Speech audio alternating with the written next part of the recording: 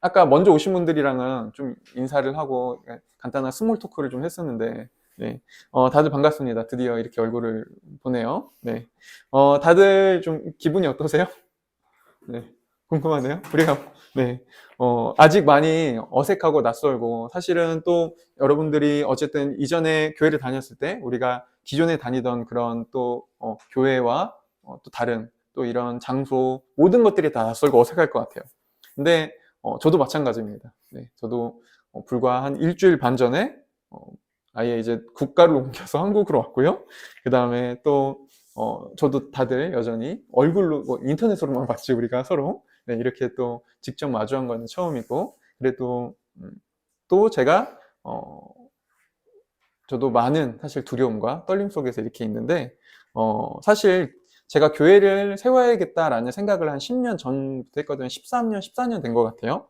근데 그 13년, 14년 동안 그냥 막연한 게 아니라 사실 나름 되게 계획을 세웠어요. 인터뷰도 하고, 조사도 하고, 리서치도 하고, 똑같은 말인데, 어쨌든 되게, 많은 것들을 좀 준비를 해봤는데, 막상 이제 그 첫 발을 떼니까, 생각과는 또 다른 것 같아요. 네. 우리가 리서치로 알 수 없는 것들이 사실 너무나 많잖아요. 네.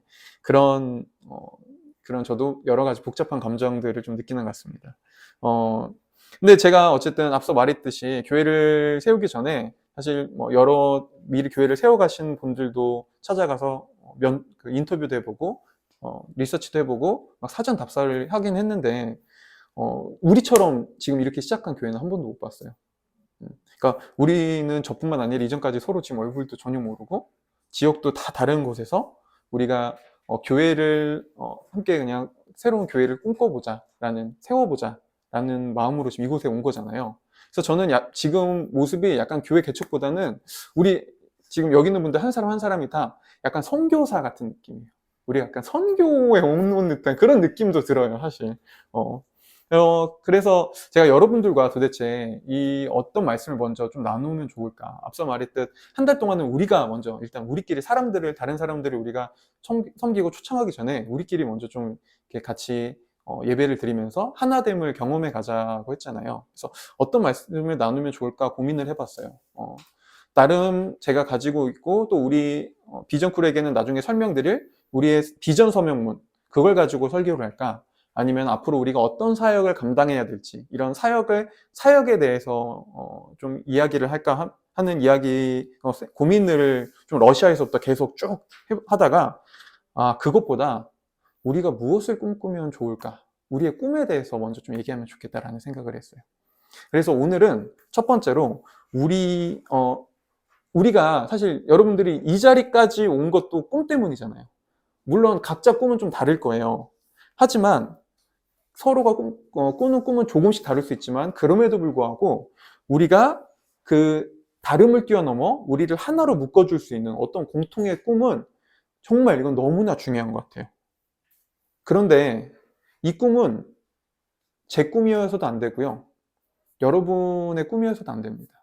그렇죠? 우리는 꿈을 꾸고 우리에게 모두가 꿈꿔야 될 어떤 꿈이 필요하지만 그건 제 꿈도 아니고 여러분의 꿈도 아니에요. 그거는 성경이 말하는 하나님의 꿈을 우리가 바라봐야 되죠. 그래서 저는 앞으로 4주 동안 우리는 무엇을 꿈꾸는가 라는 주제를 가지고 우리가 꿔야 할 꿈 4가지 정도를 살펴볼 건데요. 먼저 오늘은 우리의 꿈 예수에 대해서 좀 살펴보려고 합니다. 좀 오늘 이야기를 좀 설명을 드릴게요. 오늘 우리가 읽은 이야기는 적어도 여기 계신 분들이라면은 한 번쯤 잘 들어봤을 이야기예요. 오병이 어잖아요. 그쵸? 예수님이 빵 5개와 물고기 2마리를 가지고 남자만 5,000명. 아마 학자들이 얘기하기에 여자와 여성과 아이까지 했으면은 10,000명에서 15,000명 정도 됐을 거다라는 어마어마한 숫자의 사람들을 먹인 이 이적에 대한 이야기인데 사실 오늘 예수님이 행하신 이 이적을 기적보다는 사실 이건 이적이에요. 그러니까 어떤 사인을 주고자 하는 거죠. 네. 이 이적을 우리가 잘 이해하려면은 이 질문부터 시작해야 됩니다. 지금 왜 근데 이곳에 이렇게 10,000명에서 15,000명에 되는 사람들이 왜 모여 있지? 네. 여기서부터 시작해야 우리는 오늘 이야기를 좀 잘 이해할 수 있어요. 그래서 우리는 왜 지금 광야에 이렇게 많은 사람들이 모였을까라는 질문을 시작으로 오늘 이야기 속에서 우리가 크게 3가지만을 좀 살펴보려고 하는데요. 첫 번째는 목자를 잃어버린 세상에 대해서 이야기할 거고요. 두 번째는 예수님은 어떤 목자신가에 대해서 살펴볼 거고요. 마지막 세 번째는 예수님이 우리에게 명령하신 것에 대해서 이야기해 보려고 합니다. 먼저 첫 번째를 좀 살펴보겠습니다. 목자를 잃어버린 세상입니다. 오늘 우리가 읽은 이 이야기의 장소는 사실 어떤 특별한 지역이 아닙니다. 이름조차 나오지 않잖아요. 그냥 광야예요. 광야. 그럼 뭐냐면 그냥 빈들, 그냥 말 그대로 황량한 아무런 이름도 없는 그냥 의미 없는 장소라는 곳이죠. 근데 이곳에 앞서 말했던 10,000명에서 15,000명의 사람들이 지금 나들이도 아니고 모여 있었어요.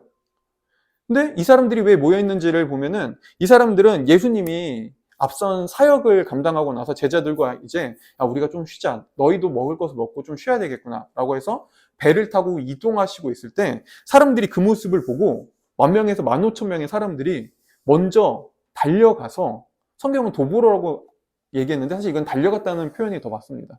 우르르르르 몰려가서 예수님과 제자들보다 먼저 그 도착 지점 중간 지역에 먼저 자리를 잡고 있었다는 거예요. 그러니까 왜냐하면은 이 당시 배는 뭐 그 배의 속도는 바람이 좌지우지하잖아요. 그러니까 바람이 이렇게 세게 불지 않으면은 사람이 얼마든지 가볍게 뛰거나 아니면 빠른 걸음으로 배를 따라잡을 수 있었거든요. 근데 생각해 보세요. 지금 한 10,000명에서 15,000명. 근데 남자만 있는 것도 아니에요. 아이까지 있어요. 도대체 그 사람들이 달려가서 막 흙먼지를 일으키며 지금 예수님보다 앞서서 어느 지역에 자리를 잡고 있어요. 왜요? 왜 이렇게까지 하죠? 왜 그들이 그렇게 모여있죠? 이거를 이해하려면 이스라엘의 상황을 알아야 되는데요. 2000년 전 이스라엘은 로마의 지배를 받고 있었어요. 근데 사실 이스라엘은 로마의 지배를 받기 전부터 이미 수백 년 동안 돌아가면서 다른 나라의 지배를 계속 받고 있었어요. 여러분, 다른 나라의 지배를 받는다는 거는요, 오늘날 정부 여당과 야당이 바뀌는 거랑 차원이 달라요. 여러분 생각해봐요. 우리나라만 해도 여당과 야당이 바뀔 때마다 정책이 바뀌고 무슨 지원이 바뀌고 혼란스러워요. 우리도 작은 혼란들을 경험해요. 그렇죠? 근데 여러분 다른 나라의 지배를 받는다면요? 뭐가 바뀔까요? 문화가 바뀌죠. 언어가 바뀌죠. 법률이 바뀌죠. 법률도 송두리째 바뀌죠. 규칙이 바뀌어요. 삶의 터전과 환경이 완전 바뀝니다. 우리나라도 아직도 일제시대 때 36년 동안 지배당했던 그 문화가 우리나라도 여전히 곳곳에 우리가 모르는 곳에 남아있거든요. 근데 생각해보자고. 수백 년 동안 다른 나라의 지배를 바뀌어가면서 받았어요. 그러면 이 혼란은 엄청났겠죠. 엄청난 혼란들이 찾아왔겠죠. 이 혼란 속에서 당연히 외부적 혼란은 말할 것도 없고요. 이 혼란은 내부적으로 더 극심했을 거예요. 매번 모든 게 바뀌니까. 아니, 문화도 바꾸라고 하고, 언어도 바꾸라고 하고, 심지어 종교도 바꾸라고 하니까. 이 속에서 당연히 가장 큰 고통과 아픔을 겪고 있었던 사람들은 일반 소시민들이었습니다. 일반 백성들. 그리고 이런 혼란이 오랜 시간 지속될수록 이스라엘 사람들은 하나님이 구약 성경에서 약속했던 그 메시아가 빨리 오기를 더 소망했어요. 너무 힘드니까.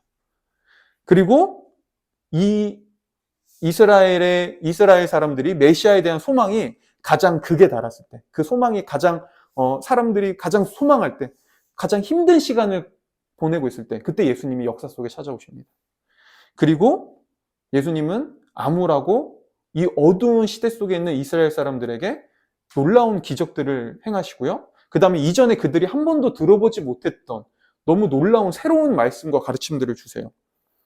그러니까 이스라엘 사람들에게 예수님의 소문이 나면서 그들이 점점 예수님께 집중하기 시작했어요. 그러면서 묻는 거죠. 이 사람이면 이분이 진짜 우리가 바래왔던 그 메시아 아닐까? 이분이 진짜 우리에게 길을 보여줄 수 있는 그런 분 아닐까? 그렇게 지금 이스라엘 사람들은 그 소망을 가지고 그 간절함을 가지고 지금 이 광야까지 나와 왔던 겁니다.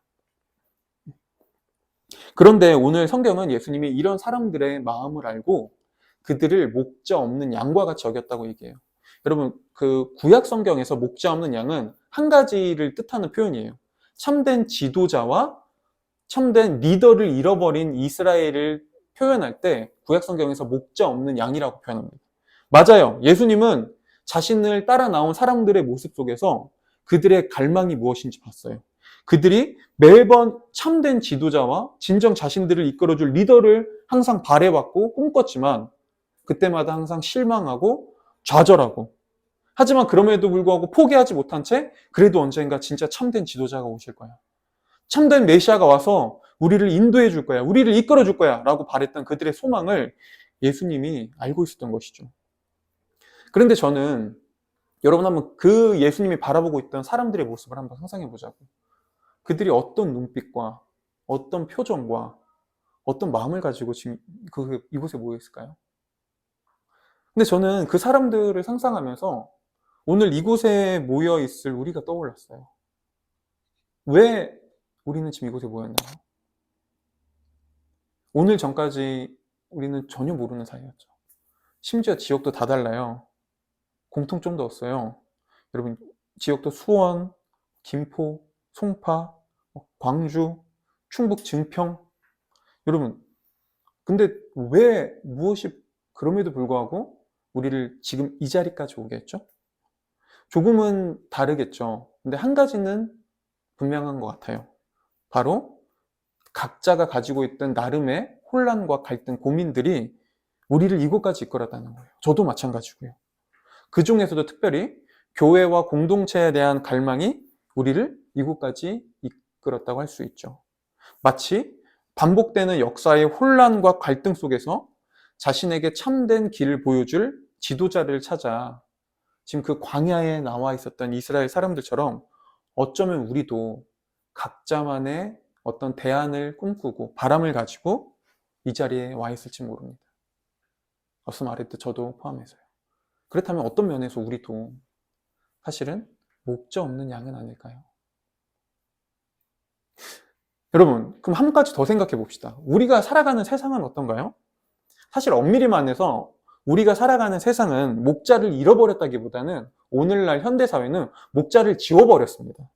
이게 무슨 말인지 좀 설명드릴게요. 오랜 시간 동안 인류는 자신의 삶을 이끌어줄 어떤 리더와 목자가 필요하다는 사실에 사실 인류는 대부분의 역사 속에서 그걸 부정하지 않았어요.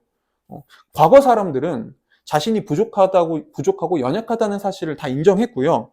그래서 더 나은 인간이 되기 위해선 우리에게 나를 이끌어줄 좋은 지도자, 선생님, 부모님, 그런 교사가 필요하다는 사실을 누구나 인정했습니다. 그리고 종교가 거기에 대단히 중요한 역할들을 모든 인류 역사 속에서 감당했었죠. 그런데 과학이 발달하면서 사람들은 종교는 더 이상 환상과 신화에 지나지 않다는 생각을 하기 시작했어요. 그리고 어느새 사람들은, 특히 현대 사람들은 이 신이라는 목자를 지우고 내가 목자가 되면 더 자유롭고 행복한 인생을 살 수 있을 거라고 생각했죠. 그래서 목자를 지워버렸습니다. 그런데 정작 신이 사라지고 오직 물질만이 전부가 되어버린 세상 속에서 사람들은 자신들이 생각했던 것처럼 더 자유로워지고 더 행복해지기보다는 오히려 더 공허하고 오히려 더 의미가 없어지기 시작했어요. 여러분, 한번 보세요. 지금 우리가 살아가는 이 사회를 보세요. 그냥 객관적으로 생각해 보세요. 여러분, 지금 우리가 살아가는 세상은 더 이상, 특히 한국 사회를 생각해 보자고요. 종교인들이 별로 점점 사라지고 있어요. 그렇죠? 과거에 비해서 종교 인구수가 확연하게 줄어들고 있어요. 더 이상 우리 주변의 세상을 나가다 보면은 교회에 안 다니는 걸 떠나서 그냥 종교가 없다고, 무종교라고 말하는 사람들이 정말 많습니다. 네, 맞아요. 사람들이 꿈꿨던 것처럼 점점 세상에서 종교와 신의 역할은 사라지고 있어요. 그래서요? 여러분, 지금 우리 사회가 더 행복해졌나요? 이 세상이 더 아름다워졌나요? 문제가 없어졌나요? 아니요. 오히려 세상은 더 많은 문제와 갈등, 냉소주의와 마음의 병을 앓고 있어요. 왜요? 아니, 사람들이 생각했던 것처럼 종교가 더 사라지고 신의 역할이 사라지고 있으면은 우린 더 행복해져야 되는데 왜 사회 속에서는 여전히, 아니, 왜 오히려 과거보다 더 많은 문제들이 발생하죠?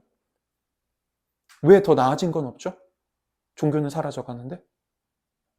이유는 사실 명확합니다.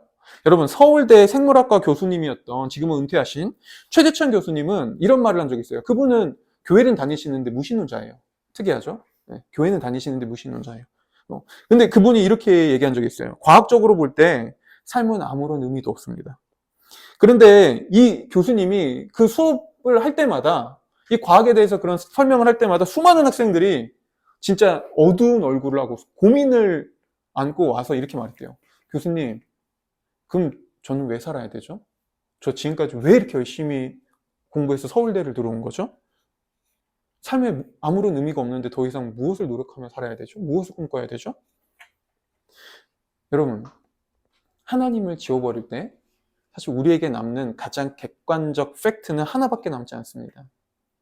우리가 우주의 먼지라는 거예요. 근데 먼지엔 그 어떤 의미도 그 어떤 목적도 존재하지 않습니다. 그리고 우리는 결코 그렇게 살지 못해요. 심지어 삶에 의미가 없다고 말하는 사람들조차도 그렇게 살지 않습니다. 또 제가 좋아하는 분인데 토론토 대학의 심리학 교수인 조던 피터슨 교수님은 한 무신론자와 대화하면서, 이분은 최근에 유신론자로 돌아서긴 했는데 이분도 무신론자, 기독교인이 아니던 시절이었어요. 그럼에도 불구하고 이분이 한 그 무신론 과학자와 대화하면서 이렇게 말한 적이 있어요. 하지만 당신은 정작 인생에 아무런 의미도 없다고 말하면서 인생의 덧없음을 자신조차 받아들이고 있지 않습니다. 당신은 책을 쓰고 강연을 하고 사람들을 가르치며 삶의 의미가 없다는 것을 전도하고 있죠. 아니, 근데 도대체 삶의 의미가 없다면 그런 건 다 무슨 쓸모죠? 당신은 왜 그렇게 의미 있는 삶을 살려고 노력하고 있죠? 여러분, 하나님이라는 목자를 인생에서 지워버리자 어떤 일이 발생했죠? 인생의 의미와 목적도 같이 사라져 버렸습니다. 왜냐하면 의미와 목적은 분명한 의도와 목적을 가지고 창조되었을 때만 가능하거든요. 그래서 이걸 가지고 나니아 연대기라는 소설을 쓴 C.S. 루이스는 이렇게 말했습니다. 목이 마르는 이유는 물이 존재하기 때문이고, 배가 고픈 이유는 배를 채워줄 음식이 존재하기 때문이며, 성욕을 느끼는 이유는 섹스가 존재하기 때문입니다. 그렇다면 우리가 세상에서 행복과 만족을 누구나 다 추구하는 이유는 그것을 채워줄 무엇인가가 존재하기 때문이 아니겠습니까? 여러분, 왜 분명 우리 인류는 역사상 기술이 가장 많이 발전했고 가장 풍족한 음식을 먹고 있으며 물질적인 환경은 비교할 수 없을 만큼 좋아졌지만 삶의 질은 분명히 더 나아졌지만 왜 사람들은 여전히 과거보다 더 큰 아픔과 갈망을 경험할까요? 왜 여전히 사람들은 만족을 하지 못하고 계속해서 또 다른 만족을 찾기 위해 자신들의 광야로 나갈까요? 적어도 성경은 그 이유가 우리가 참된 목자를 잃어버렸기 때문이라고 말합니다. 하나님이라는 목자를 지워버리자 세상은 더 큰 방황과 갈증과 문제를 경험하기 시작했어요. 바로 이게 목자를 잃어버린 채 오늘날 인생이라는 광야에서 무언가를 찾고 있는 세상의 모습이죠. 자, 그럼 이제 두 번째에 대해서 좀 살펴보겠습니다. 그렇다면, 그래, 세상이, 목자를 잃어버린 세상의 모습이 그렇다면 예수님은 과연 어떤 목자신가? 그분은 도대체 누구신가? 오늘 성경을 보면 앞서 말했듯 예수님은 이 목자 없는 양과 같은 사람들을 보며 그들을 불쌍히 여기십니다. 그런데 이때 불쌍히 여겼다는 이 헬라어 단어는 단순히, 여러분, 우리도 사람들 보면서 불쌍히 여기잖아요. 네. 우리는 심지어 아까 여기서 애견인 분들이 있는데 강아지를 보면서도 불쌍히 여겨요. 동물들을 보면서도. 우린 난민을 보면서도요. 근데 우리가 단순히 그렇게 감정적으로 불쌍히 여기는 것과는 이건 다른 의미입니다. 성경에서 예수님이 이 불쌍히 여겼다라는 헬라어는 사실 유일하게 예수님에게만 사용돼요. 이 단어는. 여기에 담긴 의미는 이런 거예요. 좀 쉽게 설명해 드릴게요. 만약 내가 사랑하는 자녀가 이 심각한 어떤 병을 앓고 있다고 해보자고요. 그러면은 부모님은 당연히 가슴이 아픕니다. 당연히 긍휼히 여기고 자녀가 불쌍하죠. 하지만 그걸 어떻게 해결하지 못해요. 그런데 만약 그 부모가 그 자녀가 앓고 있는 질병에 관련된 것에서 세계에서 가장 뛰어난 학자라면요, 의사라면요, 의학자라면요, 그걸 고칠 수 있는. 그러면은 이 부모는 자녀를 불쌍히 여기는 것으로만 끝나지 않습니다. 어떡하죠? 불쌍히 여기고 그 다음에 그거를 적극적으로 나가가 치유하고 회복하고 고치죠.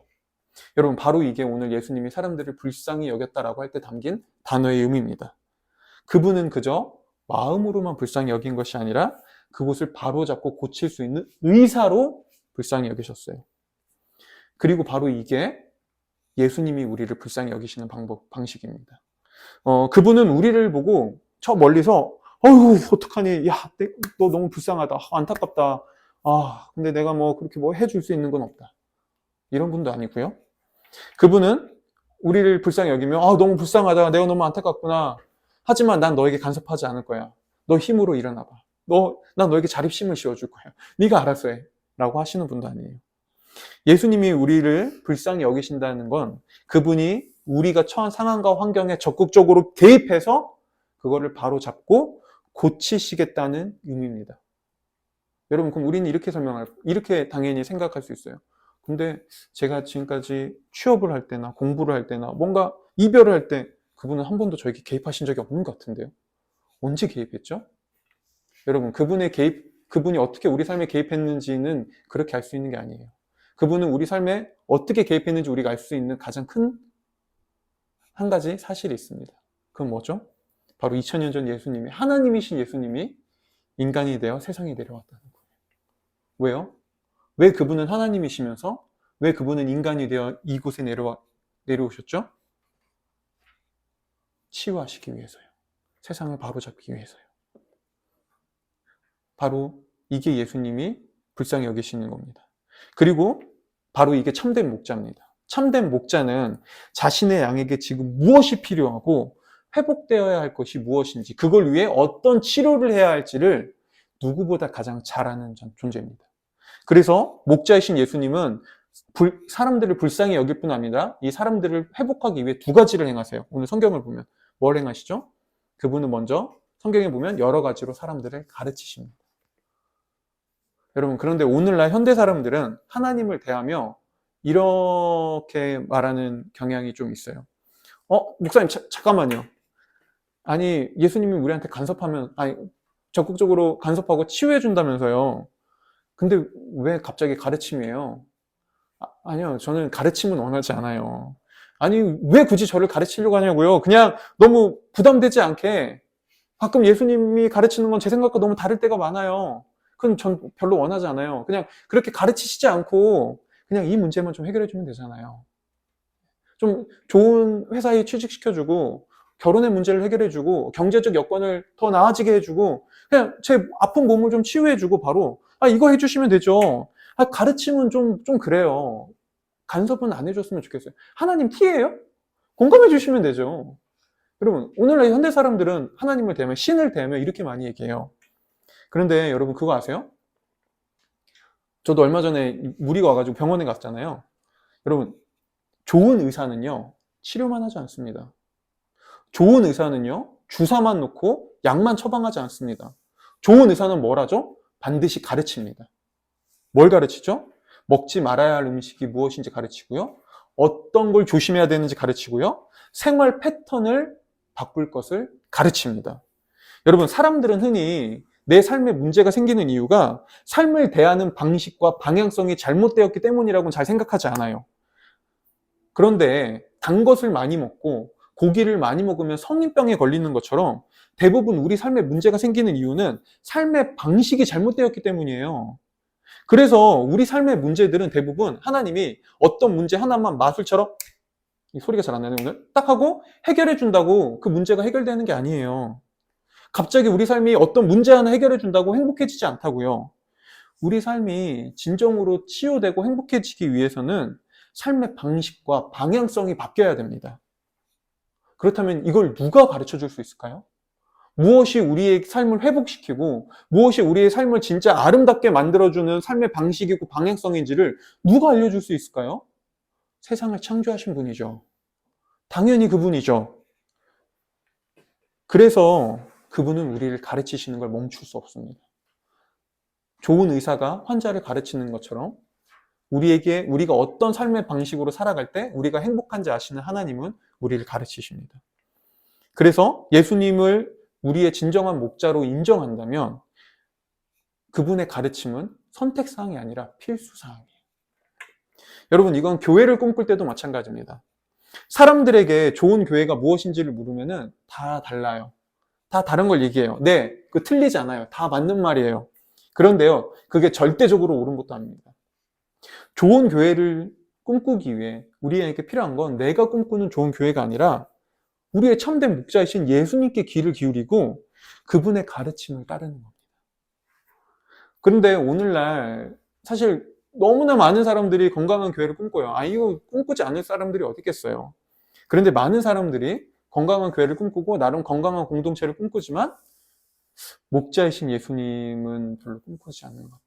그분의 가르침에 별로 귀 기울이지 않는 것 같아요. 그분을 잃어버린 것 같습니다. 그래서 어느새 사람들은 예수님의 가르침을 따른다는 건 부담스러워요. 그건 너무 힘듭니다. 그건 좀 제 생각과 다르네요 라고 말하고요. 교회는 오늘날 안타깝게도 또 수많은 교회들이 이 부담을 줄여주기 위해 더욱더 노력하고 사람들을 위로만 해주려고 합니다.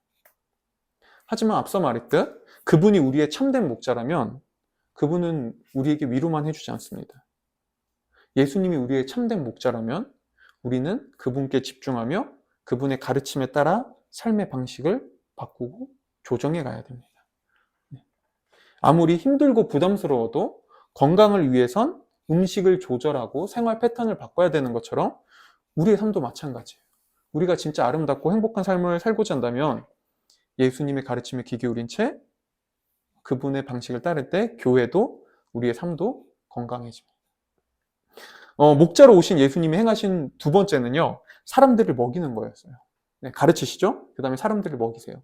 근데 이거는 단순히 여기에는 사람들의 배고픔을 해결하는 것 이상의 의미가 담겼습니다. 제가 읽어드릴게요. 요한복음 6장 33절에서 35절에 보면은 예수님이 오늘 이 이야기를 요한복음은 조금 더 자세히 설명을 해놔요. 네, 주석을 달아주거든요. 예수님의 말씀으로. 그때 예수님이 이거를 해석해주면서 이렇게 말씀하세요. 하나님의 떡은 하늘에서 내려 세상에 생명을 주는 것이니라. 그들이 이르되 주여 이 떡을 항상 우리에게 주소서. 그러니까 배부를 수 있으니까 떡 먹으면 배고프지 않고. 그러니까 예수님이 말하는 거예요.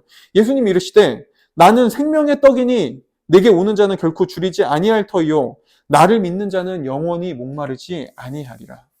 근데 이 말을 듣고 사람들이 다 예수님을 떠납니다. 대다수의 사람들이요. 왜냐하면 이 당시 사람들이 예수님을 따랐던 이유는 예수님이 이스라엘의 왕이 되어 군사적 지도자가 되어 자신들이 꿈꾸는 세상을 만들어줄 거라고 생각했거든요. 그런데 지금 예수님은 이런 꿈을 꾸고 있는 사람들에게, 그러니까 각자 자신이 바라는 메시아상, 자신이 바라는 꿈을 꾸고 있는 사람들에게 예수님은 이렇게 말하고 있었어요. 너희는 내가 왕이 되어 로마를 쫓아내고 이스라엘을 강대국으로 만들면 비로소 너희들이 고민했던 문제가 해결될 것이라고 생각하느냐? 그렇지 않다. 그런 것들로는 너희의 진정한 문제가 해결되지 않는다. 조금 더 많은 돈을 벌고 성공적인 삶을 살며 더 좋은 동네로 이사하고 연애와 결혼을 한다고 인생의 문제가 해결되는 것이 아니다. 단순히 교회를 옮기고 좋은 목사를 만난다고 해서 교회에 대한 갈증이 해결되는 것도 아니다. 진짜 문제는 너희의 영혼에 있다. 너희가 정말 깊은 갈증과 문제에서 벗어나고 싶다면 내가 너희의 생명이 되어야만 한다. 삶의 의미와 목적, 부, 안정, 사랑 등 내가 그 모든 것들의 근원이다. 오직 나를 통해서만 그 모든 배고픔에서 벗어날 수 있다. 내가 바로 너희의 참된 양식 그 자체다. 여러분, 예수님은 자신이 생명 그 자체라고 말씀하셨어요. 이 말은 뭐죠? 그분을 먹지 않는다면, 우리가 그분을 먹지 않는다면 우리는 정말 생명력 있는 삶을 지속할 수 없다는 걸 뜻합니다. 그래서 요한복음에서 예수님이 이걸 가지고 자신을 비유하며 생명의 빵이라고 하거든요. 근데 이 빵이라는 단어는 아르토스라는 헬라어인데 이거는 사실 빵이라는 뜻이 아니라 주식이라는 뜻이에요. 주식. 매일 먹어야 되는 주식. 그래서 어떤 분은 이걸 가지고 우리나라에 맞게 번역하려면 이걸 밥이라고 해야 된다라고 하더라고요. 그래서 예수님이 나는 생명의 밥이다 라고 했다는 것이죠. 네. 여러분, 그래서 우리는 생명의 밥인 주식인 예수님을 매일 먹을 때 영혼의 허기가 채워지고요. 내면의 힘과 에너지를 얻습니다. 그런데 너무나 안타깝게도 오늘날 많은 사람들이 교회를 다니지만 예수님을 주식으로 잘 먹지 않는 것 같아요. 저도 그렇게 주식인 예수님을 깜빡깜빡할 때가 있죠. 그 대신 우리 뭘 먹죠? 우린 유튜브, 넷플릭스, SNS 등 다른 군것질거리로 우리 영혼의 허기를 달리려고 하죠. 마음이 힘들 때, 뭔가 생각이 복잡할 때 넷플릭스 한 편 봐야 되겠어. 너무 생각이 복잡해. 유튜브 한 편 봐야 되겠어. 인스타그램을 넘기면서 우리는 시간을 보내려고 하죠. 네, 마음의 위로를 얻으려고 해요.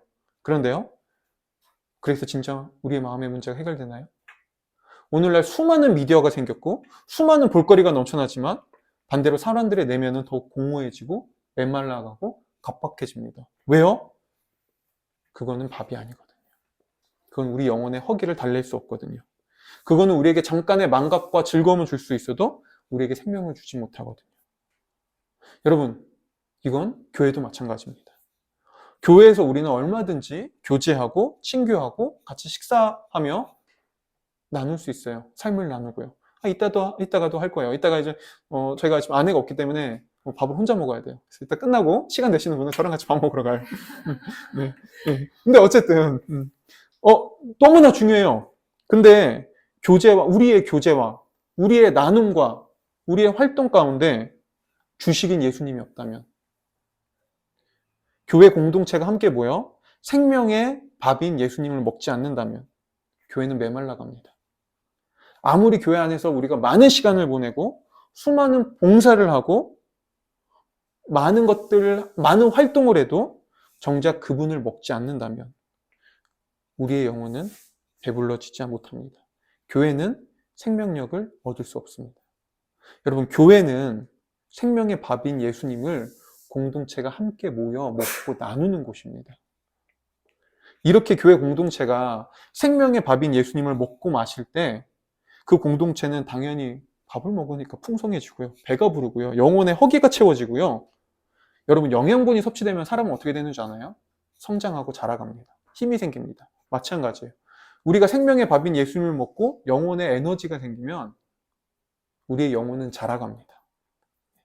그렇게 한 사람 한 사람의 영혼이 건강하게 자라나는 공동체는 어려움과 갈등 속에서도 크게 흔들리지 않을 뿐 아니라 오히려 그것을 극복해 나가는 법을 배우며 더 단단해지고 더 견고해집니다. 그리고 이렇게 생명이 풍성해진 사람들은 그 다음에 뭘 할까요? 이 생명을 나누어 주기 시작해요. 그 생명을 비로소 다른 사람들에게 전달합니다. 그래서 오늘 예수님이 제자들에게 뭐라고 말씀하시죠? 이렇게 명령하세요. 너희가 먹을 것을 주거라. 이게 오늘 우리가 살펴볼 드디어 마지막 주제입니다. 예수님이 우리에게 명령하신 것. 여러분, 이 당시, 적어도 지금 우리가 읽고 있던 이 시대 당시에, 이 상황 당시에 제자들은 예수님의 그 말씀과 이 사건에 담긴 의미를 정확히 깨닫지 못했어요. 그들은 완전히 몰랐어요. 도대체 저분이 무슨 말씀하시지? 이게 도대체 뭐지? 그냥 막 수많은 사람들을 먹이는 거 보면서 우와! 이러고 말았죠. 하지만 예수님은 한 가지를 알고 계셨습니다. 분명하게. 예수님이 훗날 부활하시고 난 다음에 제자들이 이제 이 사건에 담긴 의미를 밝히 깨닫게 될 것을 알고 계셨어요. 그리고 예수님은 그때 비로소 제자들이 자신이 어떤 일을 해야 할지도 깨달을 거라는 걸 알고 계셨어요. 그리고 바로 이게 예수님이 제자들에게 주고 싶어하는 메시지였어요. 바로 이거예요. 나는 너희에게 생명을 주기 위해 왔다. 하지만 이 생명은 너희에게뿐 아니라 모든 사람에게 필요하다.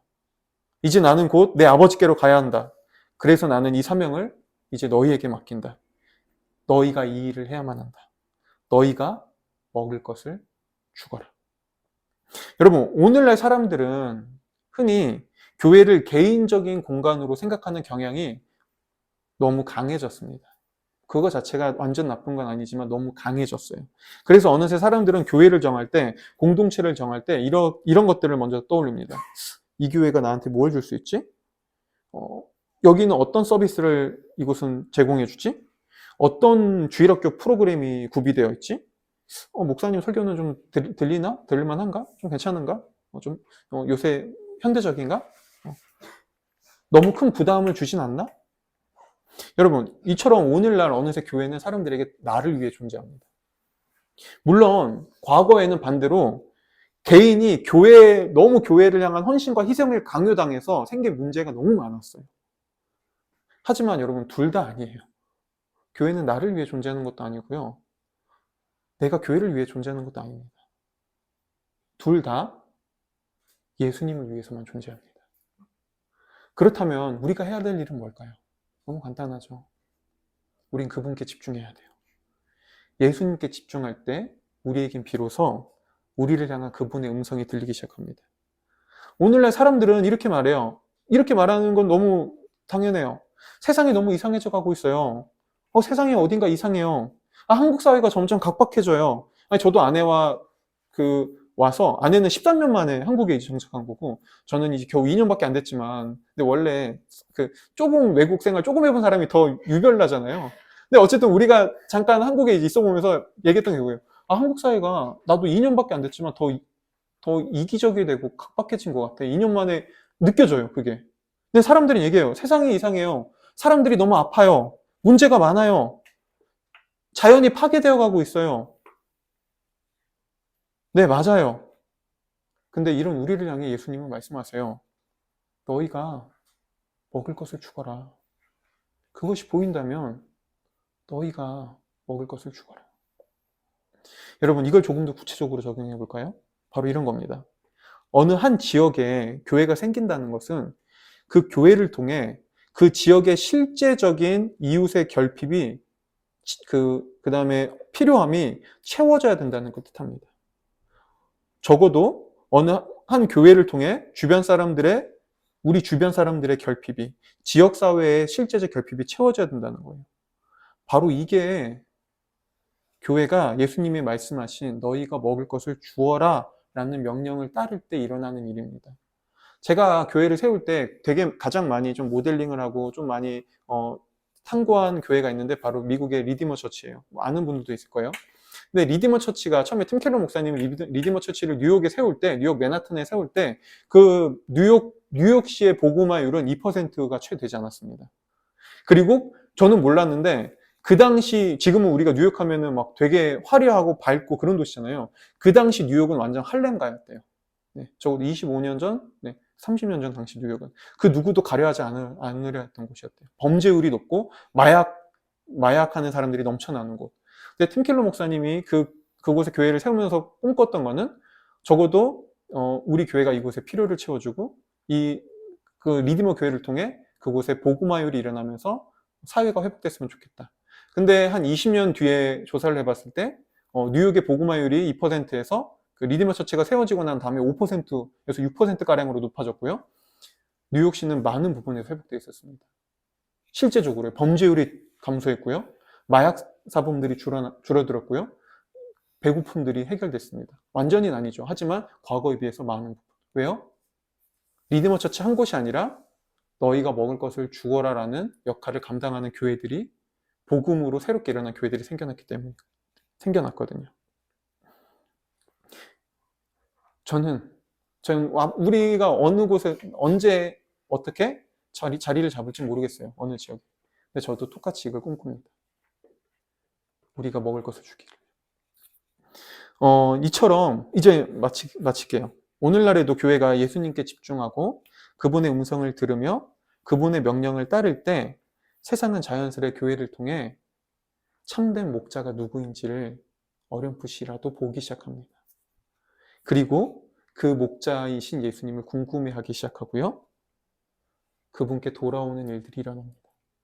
이게 초대 교회, 그리고 사실 어느 역사에서 교회가 항상 부흥할 때 일어난 일이었습니다. 여러분, 이것을 위해서 우리가 해야 될 일은 하나입니다. 그분을 꿈꾸세요.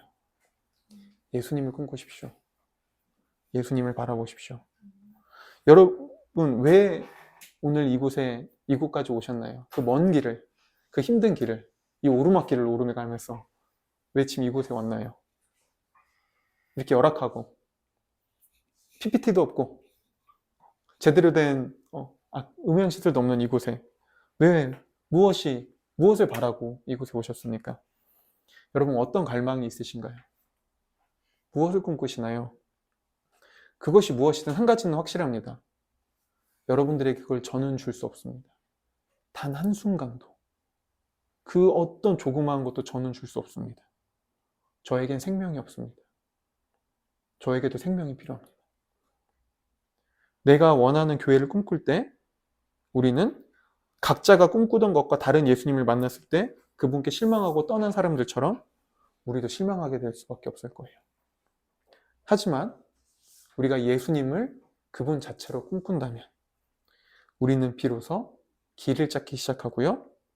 우리는 그분을 통해 생명을 얻어가고 공급받고 경험하기 시작합니다. 그때 우리는 비로소 내면의 공허함에서 벗어나기 시작하고요. 그 다음에 그분의 음성을 들을 수 있습니다. 그분은 여전히 우리에게 말씀하십니다. 너희가 먹을 것을 주거라. 너희는 내게 넘치는 생명을 받고 있는 자들이니 이제 너희가 그것을 주거라. 이게 우리가 꾸는 꿈이 되었으면 좋겠습니다. 여러분, 예수, 그분을 꿈꾸십시오. 예수님의 음성에 그분의 가르침에 귀를 기울이십시오. 예수님을 나의 주식으로 매일매일 드십시오. 이 공동체 모임을 통해 예수님을 먹고 나누고 누리십시오. 예수님의 음성에 귀를 기울이십시오.